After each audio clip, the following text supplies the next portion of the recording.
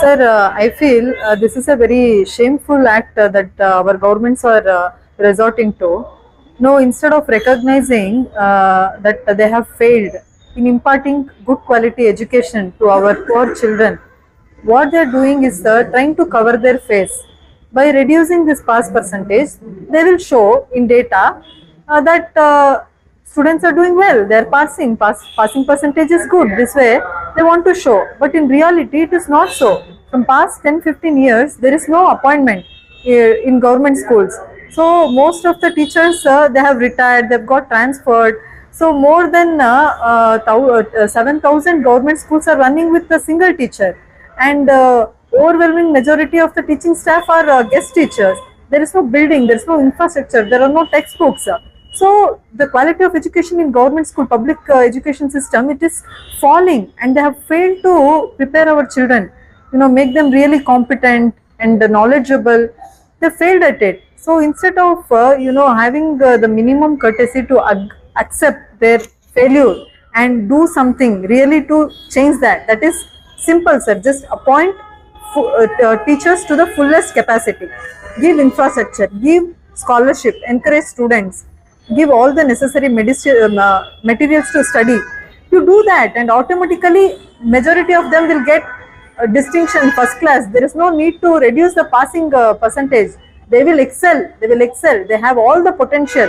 What is lacking is the political willpower of our governments in actually serving the poor and meritorious. They have failed our country and our common people, sir. This is a very shameful act. This should not happen. There is no meaning. Today they have made it 33%. Tomorrow they will make it 20%. But what will happen? Our children, they are in second standard. They cannot do basic addition or subtraction. In third standard, they are not able to read English. One sentence also they are not able to read. So this is the quality that is being imparted for students in government schools. So you just want to cover up this truth and save your face and say no, all have passed.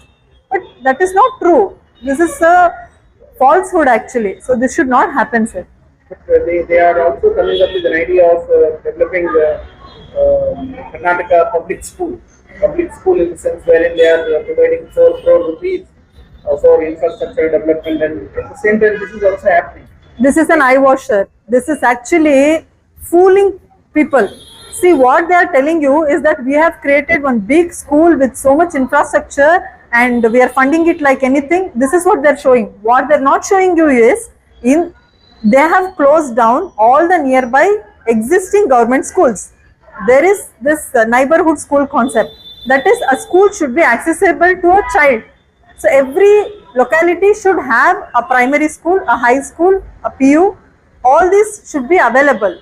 So what they are doing is they are increasing that distance. Within 3 kilometer was there. Now they have made it within 5 kilometer. One primary, one high school, one degree. This way they have made it there. And now first they are making one Karnataka public school, one, and they'll close down 10 government school near it.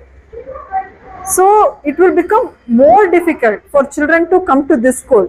When it is in the neighborhood, they can come, and there are many schools, so many children can study. Now you close down 10 schools and open one school, so obviously more children will be deprived of education, sir. This is actually they are trying to fool us.